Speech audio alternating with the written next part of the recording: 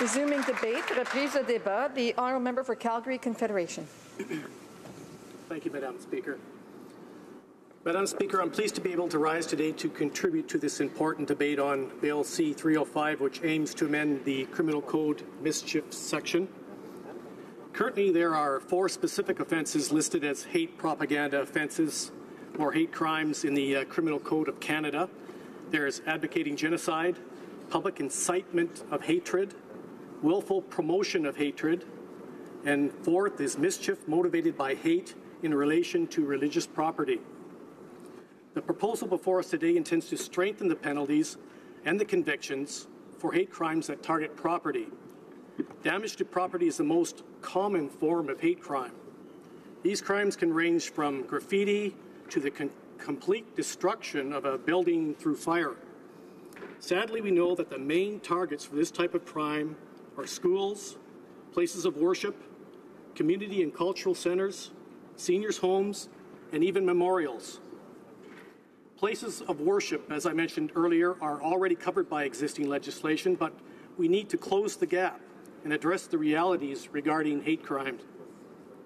This is why this bill proposes to include, along with religious property, daycares, schools, community centres, seniors' residences, and playgrounds. Madam Speaker, the statistics are startling. 1/2 of police-reported hate crimes are based on race or ethnicity. Another 1/4 are based on religion. 16% are targeting those based on sexual orientation. And 60% of these hate crimes are nonviolent mischief targeted at property. This proposed bill will help police and the courts by giving them a stronger tool to crack down on this type of criminal activity in our communities. And I'm sure I speak for all the members in this House when I say that there is no place in Canada for hate. We are a peaceful and compassionate society as a whole, but that can never be taken for granted. We have a societal duty every day to defend the country and the way of life we have taken so long to build and defend.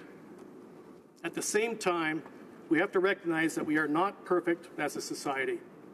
In the past, things that were tolerated are no longer tolerated as we have become more enlightened. As little as a generation ago, it was common to have the LGBTQ community targeted. As a society, we have taken a stand to say this is not what we want in Canada. We now have an intolerance for those who target people based on who they love. And we have an intolerance for those who target our Indigenous communities, but we can still do more.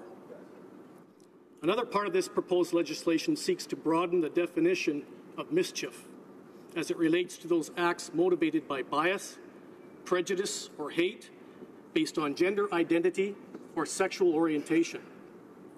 Sadly, there is still a sizable portion of the population who hate others simply because of the color of their skin, the nature of their worship, or the gender of the person that they love. Madam Speaker, I'm not naive. I know that passing legislation such as this won't fix the backward thinking and prejudices of folks like this. However, it will allow us to deal with bad apples within our community. Actions of hate hurt more than those that they target. They affect the entire community. They divide communities. They foster mistrust amongst neighbours and make us all feel a little less safe and less secure. These criminals are misguided. They think that their criminal actions will only hurt those that they hate. However, they often make victims of those they purport to protect in the community.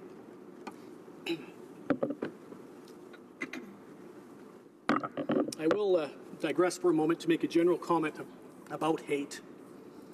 You know, the recent American elections seem to have raised the issue of hate speech again. And I will not go on about this, but I will say that hate is not limited to any one political stripe or any one nation. I've seen it from both ends and in the middle.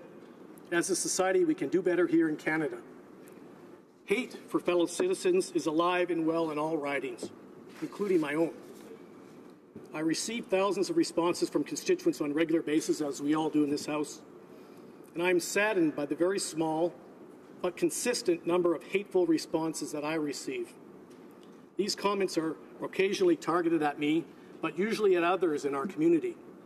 These venomous and toxic comments are targeted at others based on their skin, their God, their sexual orientation, their political affiliation, or about anything that makes them different from the writer.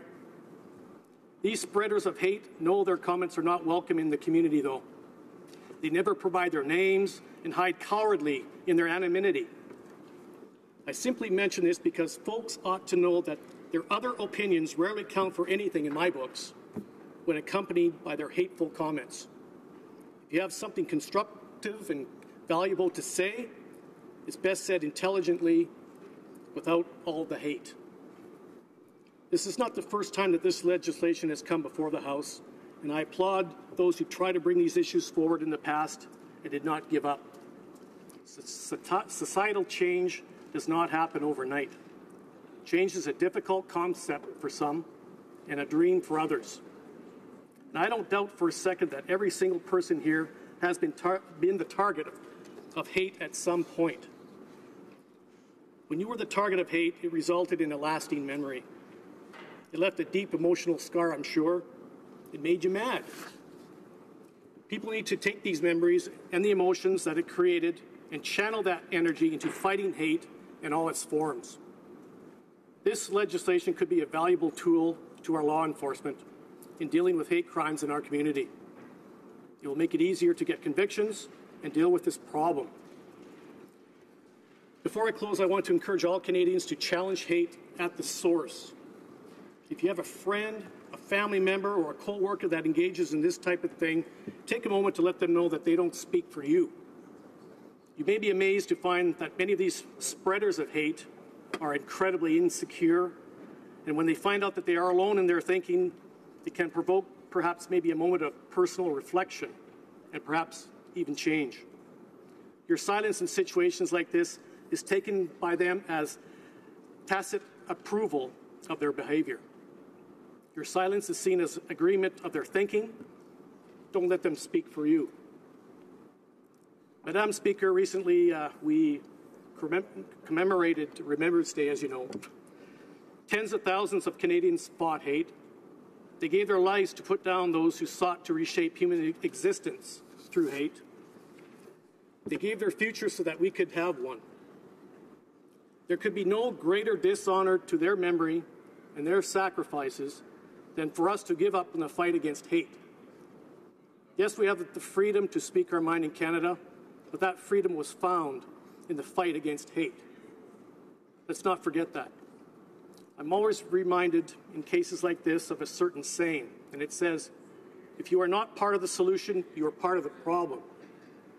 And I, and many others in this House, are supporting this proposed legislation because we want to be part of the solution when it comes to fighting hate in our communities. Thank you, Madam Speaker.